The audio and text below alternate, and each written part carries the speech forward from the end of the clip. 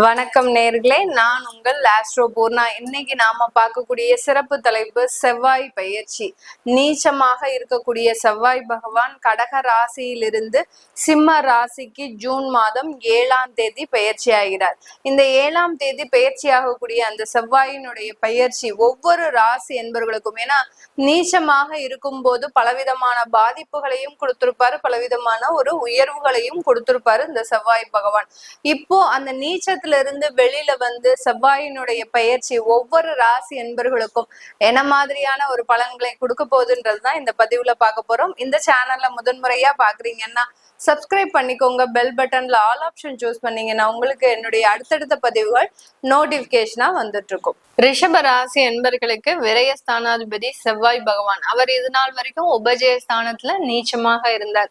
உபஜயஸ்தானத்துல நீச்சமாக இருக்கும்போது என்ன வந்திருக்கும் இந்த ரிஷபராசி என்பர்களுக்கு? கிட்டத்தட்ட ஒரு 5 மாதங்களுக்கு மேலாக இளைய சகோதரர்களால நிறைய பிரச்சனைகள், இளைய சகோதரிகள்னால நிறைய தொந்தரவுகளை அனுபவிச்சிருப்பீங்க. அதே சமயத்துல ஒரு வேலை இடம் மாற்றம், ஒரு இடத்துல இருந்து இன்னொரு இடத்திற்கு மூவ் பண்றது, இதெல்லாமே இந்த ரிஷப ராசி என்பர்களுக்கு நடந்திருக்கும். இந்த ரிஷப ராசி என்பர்கள் நிறைய ஒரு விரயங்களை, அளவுக்கு அதிகமான ஒரு இழப்புகள்ன்றது இருந்திருக்கும். வேலை சம்பந்தமான இழப்புகள், அடுத்து பாத்தீங்கன்னா உங்களுடைய கோபத்தினால சில விஷயங்களை இழந்திருப்பீங்க. இது எல்லாமே இந்த ரிஷப ராசி என்பர்களுக்கு இருக்கும். ஜென்ரலாவே இவர்களுடைய இந்த ராசி என்பர்களுக்கு கோபம் ஒரு மெயினா ஒரு விஷயமா அப்படின்னு கேட்டீங்கன்னா கிடையவே கிடையாது. இந்த ரிஷபராசி என்பர்கள் எங்கேயுமே கோபமே பட மாட்டாங்க. ரொம்ப சிரித்த முகத்தோட, ஒரு ரொம்ப நளினமாக அவங்க பேசினாலே ஆப்போசிட்ல இருக்கக்கூடியவர்கள் அந்த விஷயத்த ஈஸியாக கிரகிக்கக்கூடிய ஒரு தன்மை இந்த ராசி என்பர்களுக்கு இருக்கும்.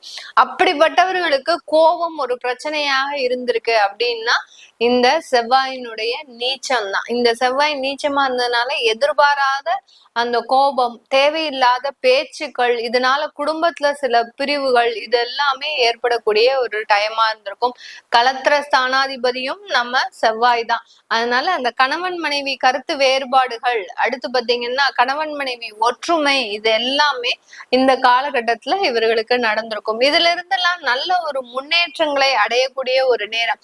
4ஆம் இடம்ன்றது சுகஸ்தானம்.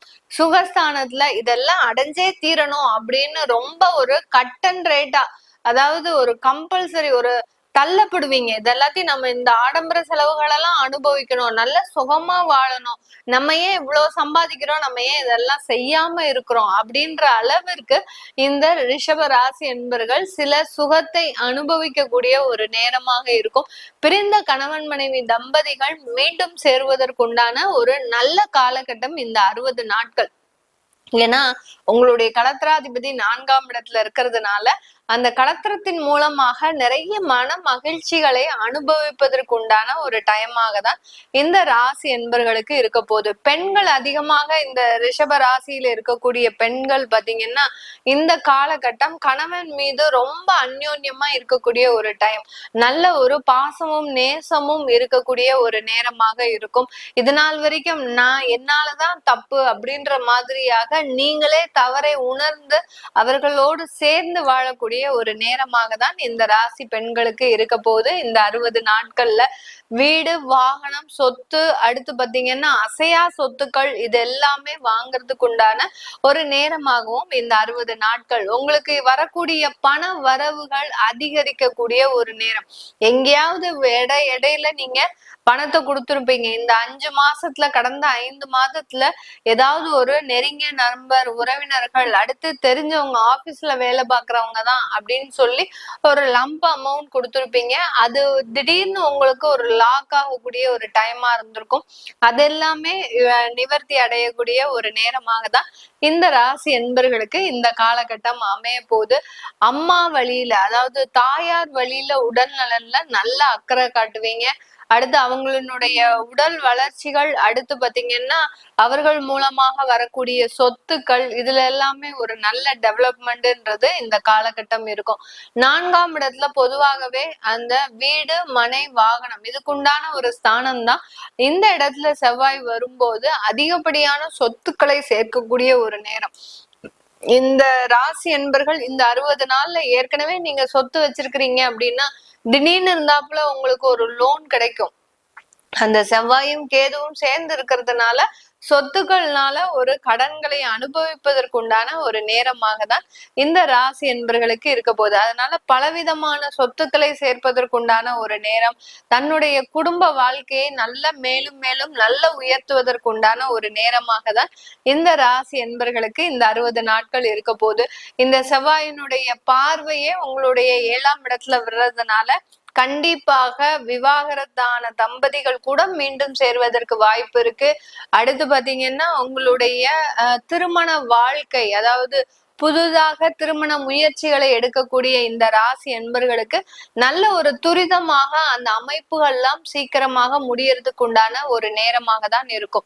இது நாள் வரைக்கும் தடைப்பட்ட இருந்த இந்த திருமண வாழ்க்கை செவ்வாய் நீச்சமா இருந்ததுனால பாத்தீங்கன்னா எந்த வரன்களை பார்த்தாலும் உங்களுக்கு பிடிக்காது, ஏதோ ஒரு விதத்துல நீங்களே ரிஜெக்ட் பண்ணிக்கிட்டே இருப்பீங்க. அதே சமயத்துல ஒரு ஒரு பிடிக்காத ஒரு ஒரு நேரமாக தான் உங்களுக்கு இருந்திருக்கும். எதுக்கு நம்ம போட்டு திருமணம் எல்லாம் பண்ணிக்கிட்டு அப்படின்ற மாதிரியான அந்த ஒரு அமைப்புல உங்களுக்கு ஒரு விருப்பமே இருந்திருக்காது. ஆனா இப்போ பாத்தீங்கன்னா உங்களுக்கு விருப்பப்பட்டு நீங்க நினைச்சபடி நீங்க எதை எதிர்பார்த்தீங்களோ அது எல்லாமே நடக்கிறதுக்கு உண்டான ஒரு நேரமாக தான் இந்த ராசி என்பர்களுக்கு அமைய போகுது.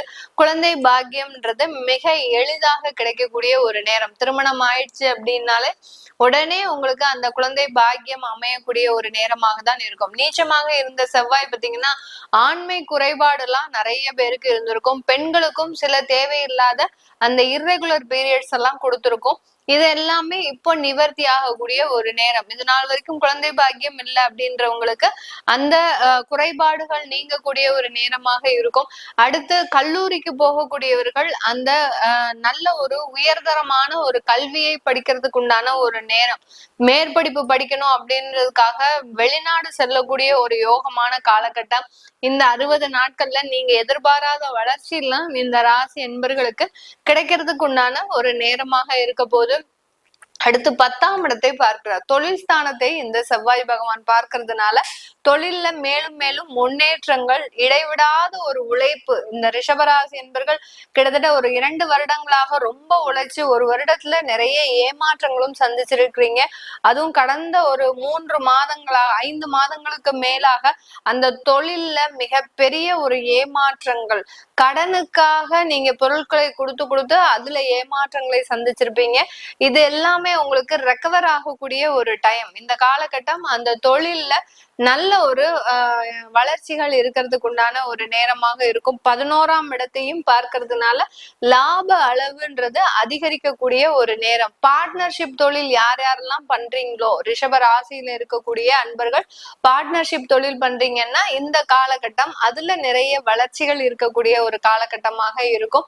இந்த இடத்துல நீங்க அந்த பார்ட்னர்ஷிப் தொழில்ல வரக்கூடிய அந்த கணக்கு வழக்குகளை மாத்திரம் கொஞ்சம் நேர்த்தியாக வச்சிருக்கணும். ஏன்னா திடீர்னு இருந்தாப்புல ஏதாவது ஒரு பேச்சுக்கள் வர்றதுக்கும் வாய்ப்பு இருக்கு. ஏன்னா செவ்வாயும் கேதுவும் சேர்ந்து 60 நாட்கள் பயணிக்கிறதுனால ஒருத்தருக்கு ஒருத்தர் நம்பிக்கையின்மைன்றது இருக்கும். அந்த நம்பிக்கையின்மையை காப்பாற்றுறதுக்கு நீங்க அந்த டிரான்ஸ்பரண்டான ஒரு அக்கௌண்ட் டிரான்சாக்சன் வச்சுக்கிட்டீங்க அப்படின்னா இந்த ராசி என்பர்களுக்கு மேலும் மேலும் வளர்ச்சியை கொடுக்கக்கூடிய ஒரு நேரமாக தான் இருக்க போகுது.